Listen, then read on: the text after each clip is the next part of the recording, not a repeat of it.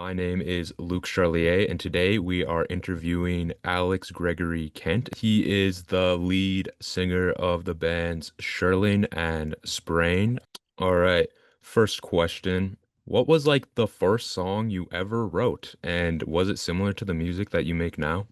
The first song I ever wrote, I'm pretty sure me and my younger brother stole from a Beastie Boys song.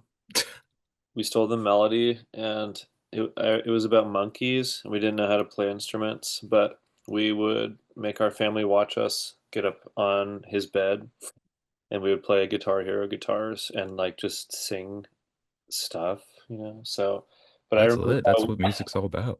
yeah, I remember um, one of them. That's probably, I think, the first thing we ever did. Yeah. So I guess like where how's the progression been since like that moment in time to the music you make now? Like, was there like ever a point where you were like, all right, this music thing's for me? Um, yeah, I think so. I think a lot of people have like a special moment or two when they're younger and they just feel like drawn to it. And I mean, I didn't know what I was gonna do. My folks were like really career oriented, Yeah, conservative people, so there's a lot of pressure on us when we were younger to like figure out what we're gonna do with our lives. And I don't know. I felt lost by that. And then I don't know, I just started doing it and I really liked it. And I felt like, like the ways a lot of other people feel, where they don't really feel like there's certain things that are really hard to express or hard to communicate, and then you hear music that kind of just communicates it for you, and like it's a really good feeling. So I feel like I had a few of yeah, those when I was younger, and I don't know, I just kept going, kept trying. yeah. And that you did. And now you're making like 40-minute songs that I can't even get begin to unpack. They're just like it is like you're just speaking a different like language that you can really only tap into with listening to it. But anyways, um a big reoccurring theme within your music, especially your most recent album with Shirlene, has been the state of Idaho. What was your experience growing up in Idaho? I kind of write about it, kind of like mythologize it, Yeah. but I think most people who know uh, or who like live in Idaho know that that might be hyperbolized to a pretty big degree. I mean, it's a really beautiful place to grow up, I guess, and it was safe, but I think I just use it because it's where I'm from, it feels authentic, but I Yeah. kind of like, you know, mythologize it alongside other things that like happened to me when I was young and just, use those as like inspiration or impetus to just create what I'm working on. And sometimes it felt like I had to write about it or whatever to like stop thinking about it, because I do think, like it wasn't all bad, but there was some difficult things that kind of took place during my coming of age in Idaho. And I just use that as like little building blocks in the mythology of the music. Yeah.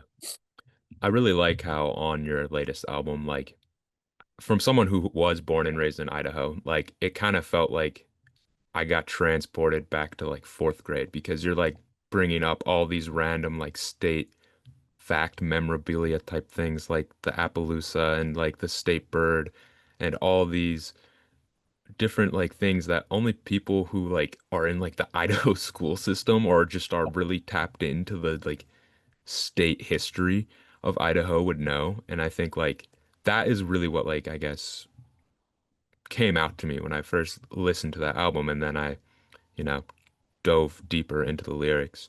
Was Idaho a place that you enjoy living in, or was your like coming of age like kind of ruined the entire, I guess, state of Idaho for you? Well, I think there's lots to be appreciated about it. And I, wouldn't want to discourage anyone or disparage anyone's opinion who likes living there, but I probably would not. On Yeah. on the rare occasion I visit, I usually feel I don't know, I feel like a kid again. I don't really want to feel like that. So I feel like sometimes I Yeah. feel like that when they move away and they come back. So Yeah. um That's interesting you say that because I have a childhood friend that lived in Idaho and he moved away like in his teenage years and now every time he comes back he's like it's like I'm a kid again. It's just like it it kind of feels like a place trapped in time in a way, I feel like. yeah, totally. I was gonna say that it's almost like it exists on this like other plane of reality, like Twin Peaks or something. Like it's like I don't know. There's just like because and it's really a mysterious place. Like no one knows what's going on in Idaho. I mean, I live in California now, and a lot of people don't even know where it is. Yeah, they Yeah, must think it's in the Midwest or something, they but do. it's Yeah, like they're like, very oh, close. yeah, they're like, oh, did you go to like the Great Lakes often? I'm like, no, man, you're thinking of Iowa or Illinois, you know? So, Yeah. but yeah, it has this kind of mystical, like mysterious American farm atmosphere that's like, I don't know, it's really unique to it, but I don't think anyone, unless you like live there, can really understand. Yeah. It just feels like it's almost like a crossroads between like a bunch of other states that seem a lot cooler from the outside view, if that makes sense. But, I personally like Idaho a bit, but I could see why someone would just be like, I would rather go to Oregon or I would rather go to Washington. I would rather go to Montana, et cetera, et cetera. Just because it kind of doesn't have an identity. Like I'm pretty sure the word Idaho just doesn't mean anything. That's It's what I'm just saying. It's like mysterious, you know. It's like yeah. what's going on there. It's just But I mean, it is a really beautiful place, and uh, geologically, especially, like it has some of the best, most impressive mountains I've ever been to. Like yeah. Like I'll go to like lakes or go to mountain ranges here in California, and they're good, but it's like I didn't realize how like pristine and clean and well kept a lot of the natural reserves of Idaho are. Yeah. I would say that's definitely like Idaho's coolest aspect is like their Yeah. refusal to like monetize their nature. Because like I feel like there's definitely some stretches of land that could be a national park if Idaho really wanted it to be. Um, but they just kind of keep it, in the undergrounds of the nature world. Yeah. I will say I have pride. Like when I go back, I'm like, okay, this sucks. But like I definitely identify like as an Idahoan. I've lived in California for 10 years, but like I don't know. I think it's kind of cool, you know. Yeah, I feel that too for sure.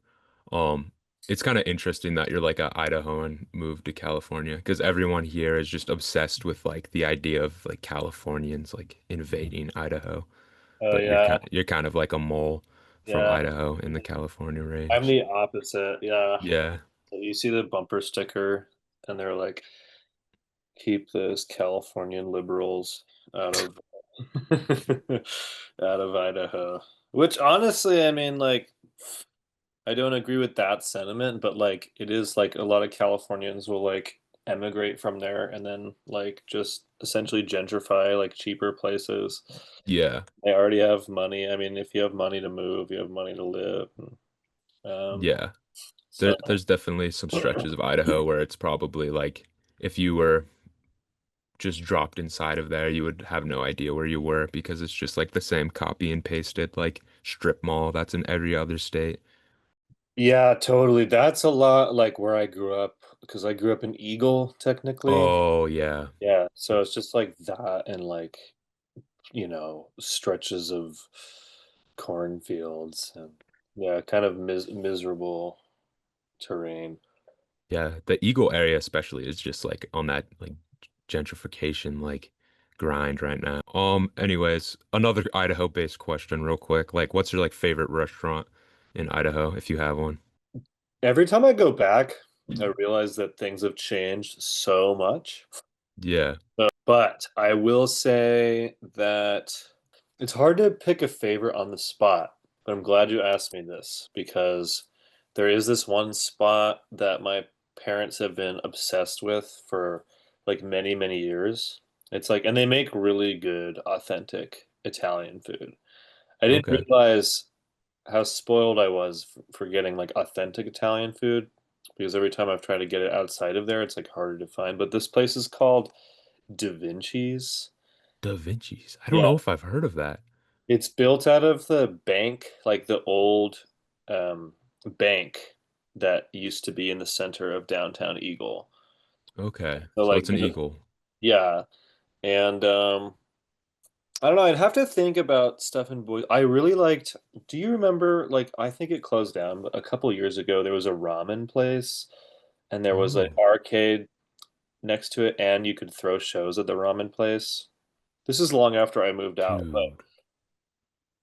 I don't know if that's ringing a bell, but like a venue that sh served ramen in Boise?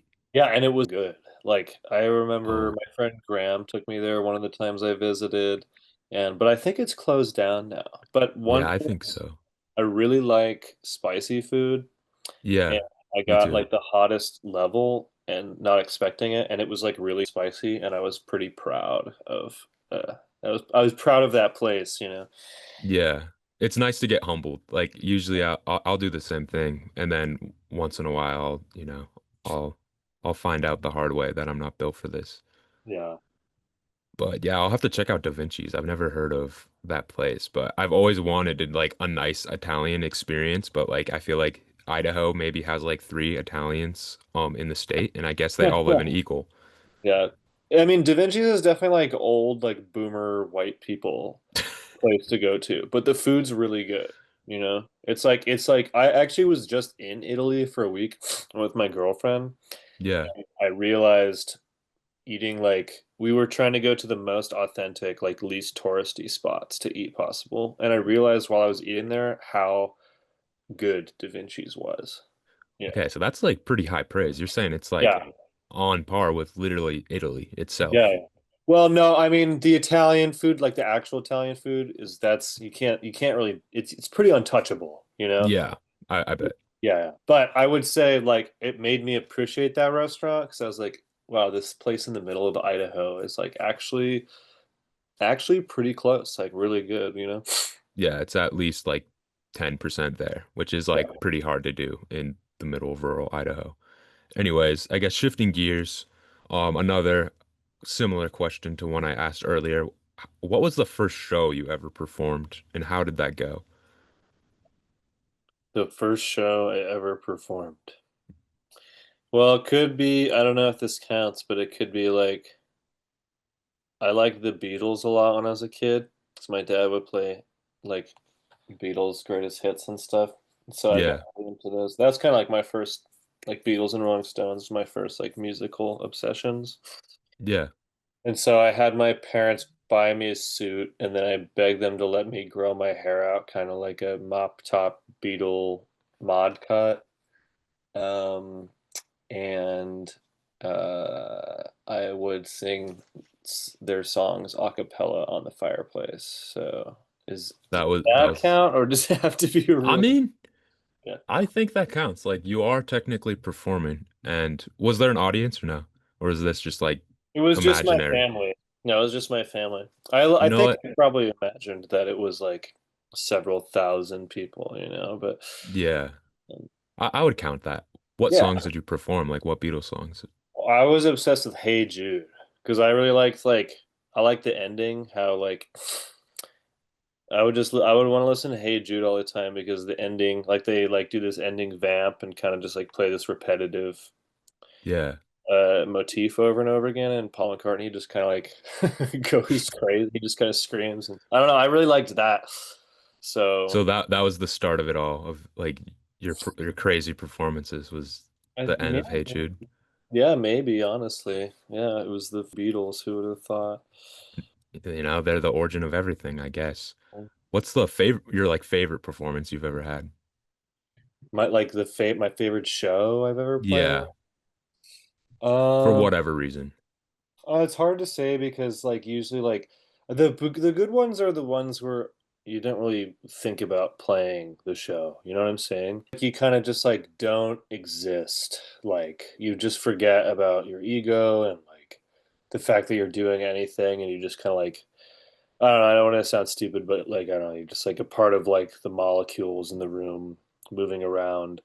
So anyone like that, we had some really good shows on this.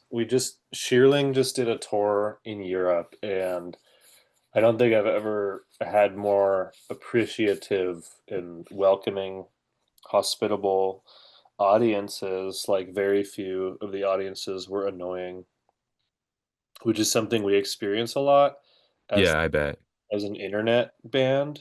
You know? It's like, well, you know what that means, but like a lot of those people are kind of like meme coded and they just kind of like ruin for you. I mean, Yeah, you don't want to be like I'm grateful that people listen to our music, but like it seems like sometimes people show up for the wrong reason. You know, there's a few places like that, like in the States yeah, we've played, but um in Europe, everyone is very, or at least for us, like very enthusiastic and very respectful for the most part. yeah. I think that definitely is more of an American thing where it's like I'm gonna go to a concert and I'm gonna troll the artist. Like I've Yeah. seen so many videos of people trying to do that, and I'm just like I don't know. I don't get it. Well, I mean, a lot of people like seem to be genuine fans of the artists that they're trolling. Like, I don't know, like Yeah, Death Grips fans and stuff. Like, but it feels like those bands shy away from wanting to do that after a while because performing and like making a living that way becomes kind of like a hassle, you know? It becomes yeah, for sure. like dealing with people like that. And I don't know, I mean, they kind of stoked the flames a little bit, but I don't think like if you're a fan of a band, you shouldn't want the band to be like harassed into into like not performing. Yeah, it makes it's very much counterintuitive. What's like, have you had like a very bad experience performing? I know you like kind of touched on it, but is there anything that like comes to mind? Oh yeah. I mean, everyone does, you know, like everyone has terrible experiences as well as amazing ones performing. Um, I mean, for the most part, I really like doing it. You know, Sprain was never popular at all. We only played one show that was like on the same kind of tier as the Shearling shows, you know, as far as like people being enthusiastic about them. And that was kind of like our last show that Sprain played. Yeah. And I remember looking out and seeing the audience and like thinking, oh, okay, this is like totally different now because and I don't mean to sound ungrateful. I'm really grateful that people are listening to the music, but I just remember thinking, oh, it's different because all of a sudden, you know, I was seeing people with all the like, let's just say like the quote right T-shirts unquote, and you know, like people who uh, I wouldn't expect to be at like the kind of shows, or who wouldn't be there, you know, prior to us having some kind of success on the internet and stuff. Yeah. It's just like a different demographic that you didn't really realize you were reaching out to. Is that what you're kind of trying to say? Yeah, well, I mean, it wasn't. It was out of our hands, you know. It was just. Yeah. It's not necessarily, you know. I mean, Sprain and especially Shearling was pretty like anti-marketing, which actually ended up working out pretty well for us. Yeah. But Like surely you guys just like dropped that album like with no promo, right? If I'm remembering correctly. well, we said we put a pre-order thing out and said, all right, it comes out in 7 days, and I don't know. Like to me, that'll sell itself, I guess. I don't really think. Yeah. I don't know. Like, oh, you see, like a lot of labels are doing these things that as soon as you have a peek behind the curtain, you kind of get grossed out by as an artist. Or I mean, I did. I don't know about anyone else, but like when I see uh things that are like very obviously like label driven marketing tactic stuff. It kind of kills the music for me, with the experience that I've had working with certain record labels and whatnot. Yeah. I feel like with like your style of music, there's not even much point to market it in the conventional Yeah, sense in yeah, today's day and age, where it's like, you have to have a 6 second clip that can be repeated on TikTok. Like that's not your style. So like it makes more sense to just be like, if you want it, then come and get it. Kind of that mentality. yeah. And also, I mean, I feel like we really get ignored by. I feel people are well aware of the fact that this band exists, but it's for the most part kind of ignored by that whole machine. I think because like the reputation is that we're just not that interested. And also we're kind of unmarketable and maybe like people don't really know about this doesn't really matter, but my theory is, because the band is like more like of a culty thing, that people like on like you know, I can't believe I'm saying this, but like Reddit or like YouTube and stuff like that, that like that doesn't you can't really like put that on a resume for like people like buying into the fact that you're like a quote semi-professional musician unquote, if that makes sense. Yeah. You can't just go to a record label CEO and be like, yeah, man, I got a subreddit dedicated to me, so give me all the Yeah. money. I mean, actually, we're playing this festival in LA in November, and they asked us to send press links. So I sent like, I think the two we have, and they didn't use either of them because they're kind of poorly done. And instead, they wanted to create this like little slideshow promoting the fact that we're playing the festival, and they were like, I think they actually said like on one of the slides on Instagram, it was like well known on Reddit, and you do. I was Well, like, you've uh, officially made it. because normally people would be like, "Oh, the quietest said, so crushing, amazing, brutal, blah blah blah, pitchfork, best new music or something." That's what you Yeah. do is like all the.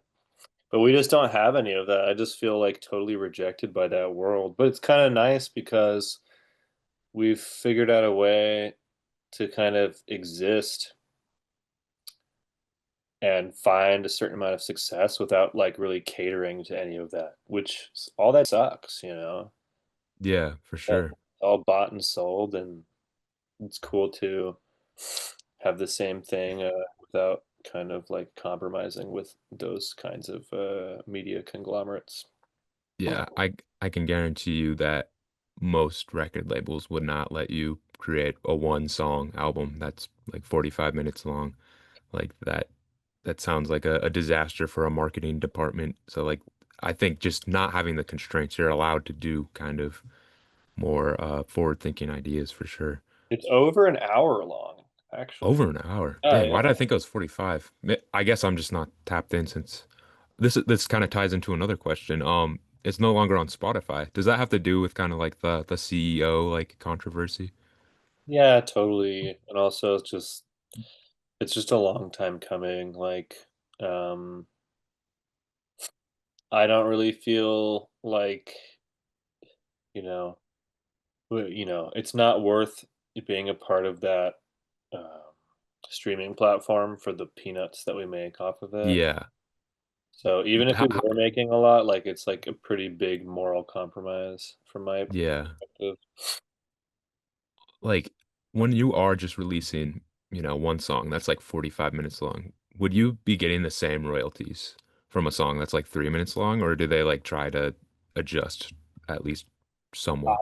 I don't know, actually. I mean, I guess it would like if that were the case, I feel like they'd have to have some kind of like algorithmic observing um artificial intelligence that would, you know, uh take stock of how long people actually listened to it because I'm not Yeah. sure, like do you get like a play if they don't listen to the full thing? Like I'm not sure how that works, but I mean clearly we don't really care. Hmm. because like if you're trying to make money and like stream and getting on playlists, the worst way to do that ever would probably be to make like a 1 hour long song. Yeah, that's what I was kind of like getting at is like I feel like this day and age of streaming is very much like built against people who want to make stuff for people with a long attention span, um, which is very unfortunate. Yeah, I mean, I feel like the whole attention span thing and the whole like rapid media thing is a little bit overblown. Like I kind of think that in itself is like an industrially minded point of view. It's like I don't really think that people have short attention spans. I mean, certainly they do, like everyone is suffering because we're being fed just constant stimuli, scrolling Yeah, on your phone and whatnot, and that's certainly a thing. But I really never thought like I really had a lot of faith. Like I think you want to like respect your audience when you release music and like if you yeah, think about them at all. And I guess we don't really like go out of our way to consider the audience that much. Um, just because we just want to do what we're gonna do, and we're privileged enough to kind of do that and have people be interested regardless. Um, but if you were gonna consider your audience, like I don't know why you would kind of like disrespect them and expect them not to be able to like understand something that's not spoon fed. Like I hate the culture of current spoon feeding, and that's another thing that sucks about marketing and like all those big like it's just they just want you to spell out exactly what this means and what it's supposed to symbolize. Completely saps all the joy and ability of an individual listener to create their own relationship with the work, you know? yeah. That kind of ties into another question I have about another, I guess, big music organization. What's your thoughts on like the genius interpretations of your songs? Have you ever read them? And if so, do you think they're accurate, or do you think it's just like kind of random? The Genius, like the Yeah, the site. lyric website. I don't, I try my best to commit to not reading what people say about me Yeah, online because that's then fair. it could like, really be even if it's good, like it's really mentally damaging. I mean, I've had my slip ups, I've seen some stuff, but as far as the genius interpretations go, I actually like reading those for other artists. Like it can be kind of fun to see what other people think, and also it's like funny to see how stupid some people interpret stuff. But um, I don't know. Why is there like a particular excerpt that's ridiculous? I should be made aware of. Um, I don't remember the specific line, but there was just an annotation on Genius, and all it said was like, "This means it's his penis," and that's all it said. That's probably right, honestly. Um, but I don't know. I'd have to dig in, but I won't, because it's just like it's a slippery slope too. Once you start going, like I've been there. I don't want to act like I'm above that, but it's really not good for your mental health, and you really Yeah, should be reading that stuff because it's going to like seep into the way you consider your next moves as an artist, and that's just like not something I think yeah, you should do as an artist. Like I don't think you should consider necessarily um, the opinions of other people. yeah. That makes a lot of sense. Plus, Please like, read it, Andrews. I think if I made, music, which I don't, and I read the Genius interpretations, and they were like quote unquote wrong, even though, art is very interpretive. Let's just say like it's just completely out of left field. I would have the urge to be like, actually it means this. But like that at that point, it's like the magician revealing their trick. Like Yeah, not, I feel like there's not much point in doing that. So I definitely respect that decision. I think it makes a lot of sense. yeah. But I would say the one thing that really bothers me that people do is like nowadays everyone thinks something is like a reference to something else. you know? Yeah. Things can't just be like remotely similar in the same ballpark by accident or on purpose or whatever without it having to relate to some other, I just think that's like that's just really stupid. Yeah.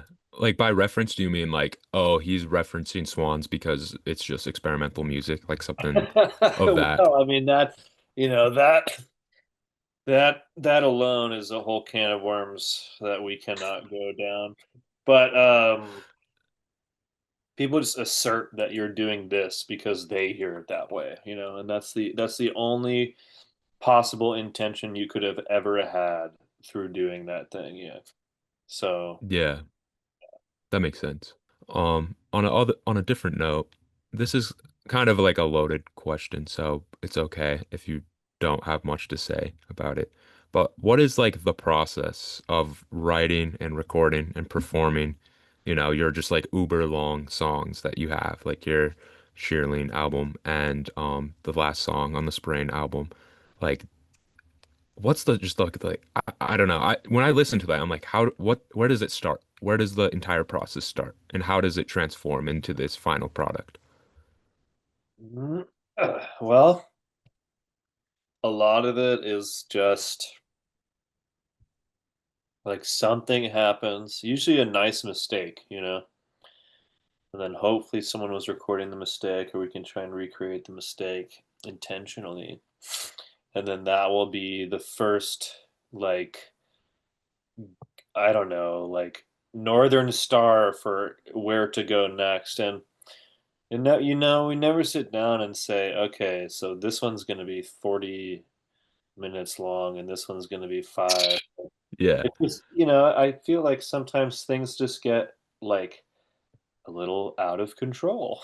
Sometimes, they just end up being like that. And then I think, well, I don't want that to be the end. So we need to figure this out, and then things will get rearranged. And it just becomes like it becomes like a very modular process for me, at least. And I don't think any of us have one particular way we go about trying to write music, or like there's no formula. So a lot of the times I'll just make some sounds, or just trying to like figure out how to find that little thing that makes you excited to do the next step.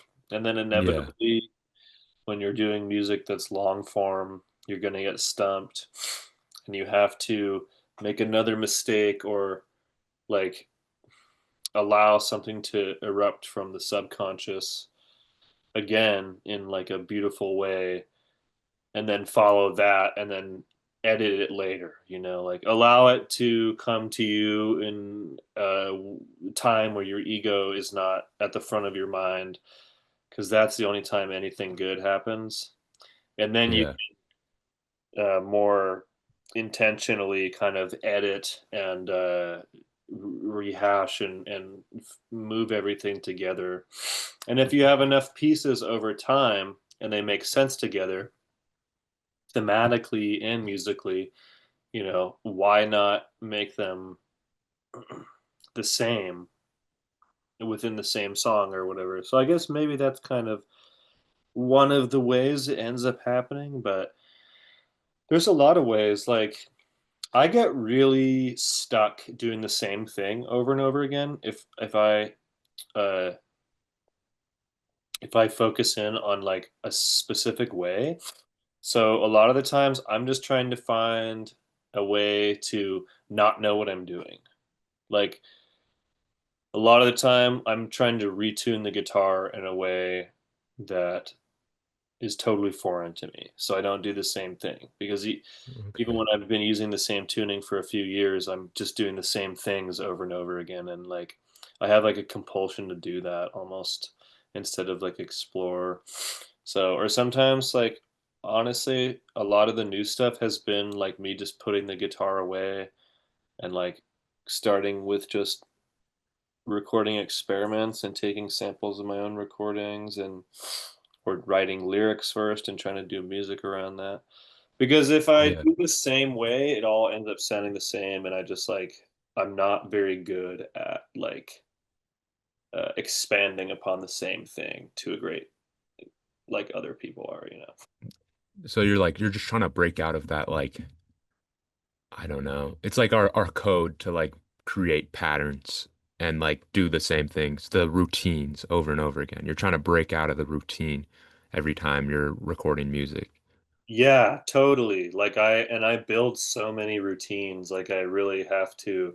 But I've developed like a pretty big collection of to play around with over the years. So, when I kind of like start hitting a wall or just start entertaining the routine, like you would say, I'll just try something else and maybe get there like that. Yeah, that's a really cool way of putting it. I've never like, I like I said, I don't make music, but I've never really thought of that as a concept, I guess. Um, but yeah, I guess my next question, going back to references. You seem to do like I know you say you don't like when people say you're making references, but like you are making references to like biblical stories, historical events, historical figures, and other medias. Are these like references like built in after things start to conceptualize, or is this something that you're kind of researching beforehand? No, I don't have this. I could never research. I hate researching. I admire people who can do it, but I think like my biggest nightmare would be like to be in charge of like a really sensitive topic that I have to get everything right on and like make a presentation or an essay on it, like yeah, I do really like eclectic and kind of like zany, weird stuff to reference. Like I really like the postmodern authors, and it feels like one like unifying aspect of a lot of those people that wrote those novels I like is that they're like pulling this like borderline encyclopedic schizophrenic like amount of information from like all these different sources and combining it into like really awesome writing and prose and but it'll be like really specific. I don't know, like South American geopolitics or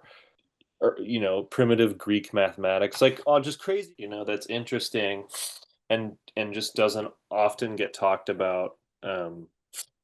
So I kind of like trying to do that a little bit. Yeah, I definitely see that with like the whole like Idaho symbolism thing. Like I said, it made me realize like anyone listening to this who has no knowledge of Idaho has literally no idea what you're talking about. Yeah, but I feel like that's cool though because I Yeah. like mystery is really important. Mystery, that's what I was talking about. Spoon feeding, like just there's not a lot of mystery happening in music right now. And I like mystery. Like when a Yeah. movie ends and it's like a non-ending, that's the best. Yeah, where you're just like, wait, are those the credits? Like Yeah, that type of moment. yeah. Yeah, that's so good. I love when that happens. It's like the best. But if a movie Spe ends really concretely, not always, but sometimes I feel like I don't know what is there to think about then. Speaking of movies, this was one of my questions. What movies do you think match the vibe of your music? And alternatively, what's like your favorite movie if those two things aren't the same? I guess it would have to be something kind of like wild and kind of rapid. Like it's not really like slow cinema. Like it wouldn't be like Belatar or Simon Leon or something like that. It would have to be. I think Shad, my friend Shad, I was telling you about earlier. When I first sent him the record because he runs a record label that put out the Shearling record. Yeah. He said it was just like acid dosed Jodorowsky. It's cool. Like I think like that kind of wild thing or like a Cronenberg thing maybe. Um, Yeah. yeah, I don't know. It's hard to say on the spot, but something kind of theatrical and crazy. Um,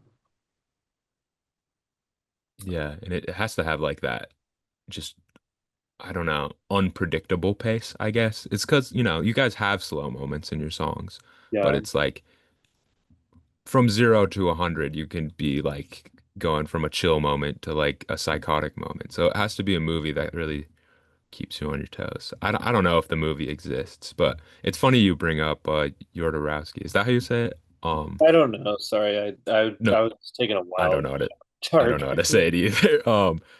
Because in one of my prior interviews that was also brought up, so I guess that's just like a pulse cinematic universe moment. Yeah. But what's your favorite movie? My favorite movie is The River by Tsai Ming Lian. I That's a don't think I've really seen that. he's a Taiwanese filmmaker, and that one's really good. But I also this is kind of a funny answer, but I also really love the end of Evangelion. Have you ever seen that? No, I've always wanted to watch it, but Yeah. everyone says you shouldn't watch it without seeing the anime, and I just never watched the anime, but I You always got thought like it's cool, like from the poster. you gotta watch it. No, it's nuts, dude. It's really good. Like it's like I was kind of like a not like a hater, but I was kind of like a doubting Thomas about it. I was like, oh, come on, like I don't. I mean, I like some of it, but I don't really know that much anime, Yeah. and so um, I kind of went into it like skeptically, and that movie like blew me out of the water. I really like the Did series too, but the movie is just it's nuts. did you watch the anime before, or did you just go in blind? Yeah, I did. I watched Okay. it.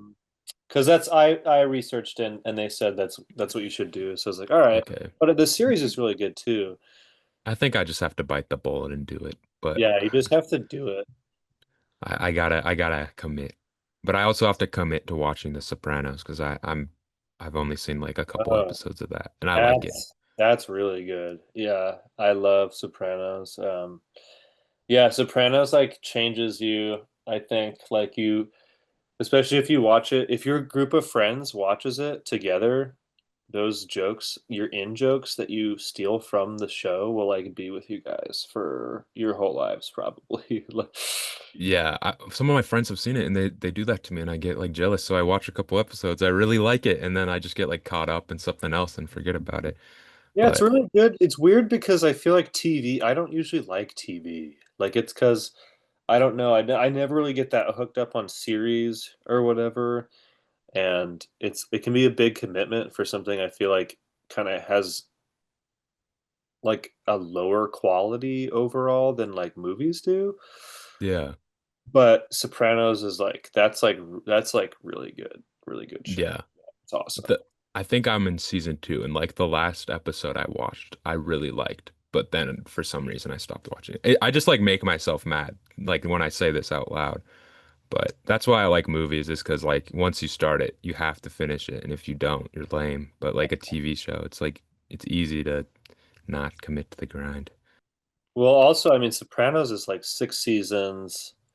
It's like 148 hours long. It's like an 148-hour long movie. It's like that's kind of a big ask, you know. Yeah, So I but would say take your time with it because I think it's easy to get burnt out on to a certain degree.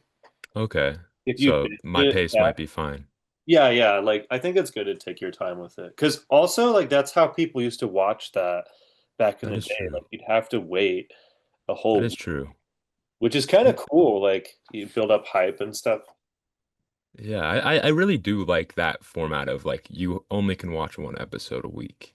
Yeah, I kind of miss that. I think that was awesome. Like when I was a kid, I would get so hyped to watch Wipeout, the yeah, game show.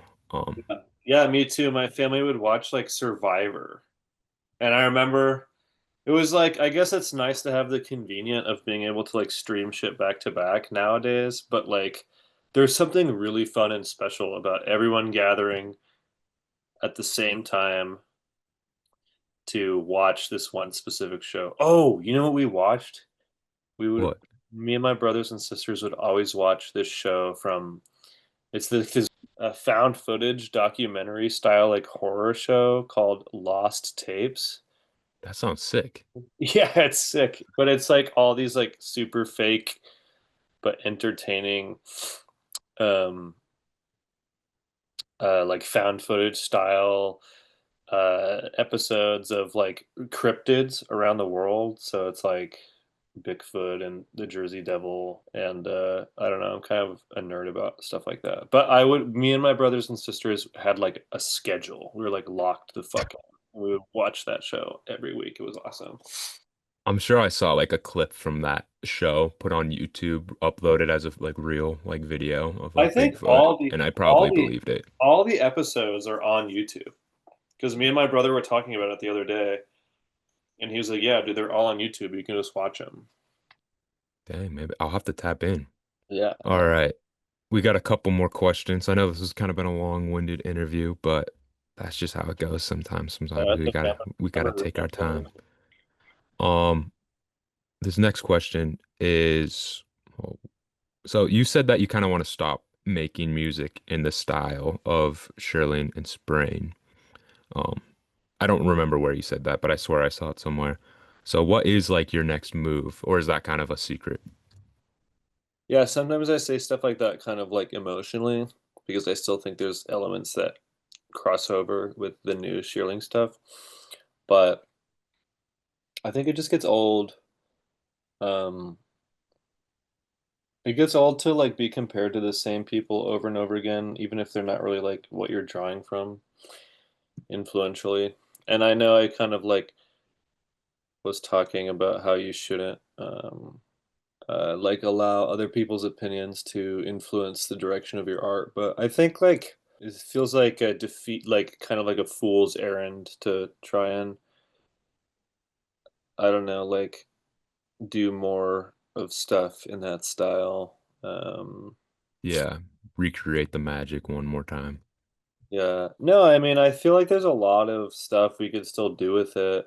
And I mean, I thought that the Shearling record was like better than the Sprain record. I thought we were doing like a more interesting thing with that, but I don't know, like just the way things are, like culturally with music, like it just gets kind of annoying and tiring for one person to take on, I guess. Like the rest of the band helps a lot, but I don't feel like they have like as much like psychic responsibility like for releases. That can just be kind of exhausting. Like also, I don't know, like I think it can be exhausting when people assume stuff about like your mental state and whatnot, and you kind of like you just go from being a regular person making like maybe weird music to this, I don't know, out of control thing that you didn't really ask for. And I think that when I had said some stuff like that, I was really struggling with it. And Yeah. um, I was just like, all right, fine. Like, I can't, it's just not healthy to have to for this to happen to me anymore. But there is like so much stuff that we want to do that it's kind of going in that direction anyway. Like I think Lamb was really different from Motherfucker, and Motherfucker was like a lot more chopped up and like kind of crazy. And I think Yeah. that we're kind of exploring that same style but a lot farther with the next music or the next record. Okay. Okay. I'm excited. I was kind of hoping you're gonna be like, yeah, I'm making a rap album, but Yeah. Sorry, that was like the most ridiculously long-winded, unnecessary answer, but no, man. I feel like that's just like that's just your vibe, you know. You gotta stretch the time. Next question is I see you post birds and other animals quite a bit on your Instagram page, specifically that one picture of a bird. I know you know what I'm talking about. What's your like top three favorite birds? oh, uh, Kakapo, chicken, quail. Dang, that was automatic. You didn't even have to think about Yeah. it. Yeah. Yeah, I'm so glad you asked actually. Are you like into bird watching? Um, no, I like learning about them more than I think I would like to like specifically go out and like see a bird through my binoculars. If I see a bird just out and about and it's like a rare bird, I'll get excited. But Yeah. um, I don't like have who time to go bird watching. I know in today's day and age, Yeah, yeah, right. Like how I'd have to take some serious chunks out of my schedule in order to be able to. it might be worth it though. Maybe I gotta go bird watching. That's Yeah. what I always tell myself. I think like the most like cool or like oriful thing you could ever like do is like when a bird like chirps and you're like, oh, that's like the exact bird, you know? Like you just say whatever bird it is just off the chirp. Oh, you can Like, like identify like that. yeah. I've always wanted to have that skill, but I don't. Yeah, that would be pretty cool. What are your favorite birds? Oh man. See, I'm not automatic like that. I like great blue herons quite a bit. I think they're cool. Um, I feel like the penguin has to be up there. He's just like not underrated, but like he's doing the bird thing without the number one bird trait. Like that's just like so like respectable. And then for my third bird, oh, who would make the Mount Rushmore of birds? I got great blue heron, I got penguin. Um, Honestly, I really do like crows just because they got that on. They got that stuff on, man. They look cool. They're the symbol of death. Like how Yeah, how cool does everyone that loves get? crows, dude. Crows and ravens. All right, last question. It's a hypothetical question. You are a new chef at a soup-based restaurant. They only serve soup. Even if you want to serve anything else, they're like, nope, only soup. And you're tasked with making a new dish, and it's called the Kent soup. What goes in the Kent soup? Like what ingredients? Yeah. Dude, I don't know. I'm not like the culinary arts have escaped me thus far in my life. Well, Um, this restaurant's trusting you with everything. okay, here's what I would want to do. I would want to make an aromatic herbal soup, right?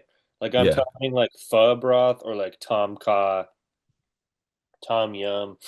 So we're gonna use like it's gonna be very spicy. Okay. Probably, I would say probably with bird's eye chilies. It's spiced with bird's eye chilies. Um, I want to put like kaffir lime leaves in there, lemongrass. Now I need to change it so it's not just Tom Kha. Um, and I would use veggie stock and chicken broth, like as clear and clean chicken broth as possible. I Okay. really like a really clear, clean soup. I would avoid meat in the soup because I think meat in soup is not like just it's sitting there in the liquid can kind of make it like tougher or like chewier. And Yeah. It I gets would that go, soggy feel.